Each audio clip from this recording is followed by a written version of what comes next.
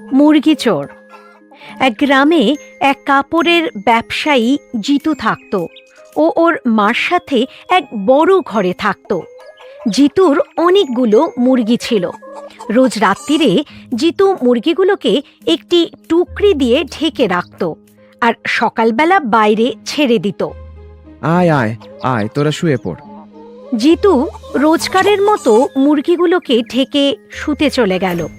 ফচকে দূর থেকে লক্ষ্য করছিল। আচ্ছা, তাইলে জিতু মুরগিগুলোকে এখানে রেখে যায়। আজ তাহলে বিরিয়ানি খাওয়া যাক। ফচকে সেখান থেকে একটি মুরগি চুরি করে নিয়ে গেল। এ কি, একটি মুরগি কম কেন? রাত্রিরে তো সবগুলোই ছিল। একটি মুরগি কোথায় গেল? জিতুর বন্ধু আশু ওর সাথে দেখা করতে এলো। কি ব্যাপার বলো তো জিতু, তোর এত মন খারাপ কেন? জিতু আশুকে সব ব্যাপার খুলে বলল। ভাই, আজ রাত্রিরেও যদি এরকম হয় কি করি বলতো? জিতু, তুই এক কাজ কর।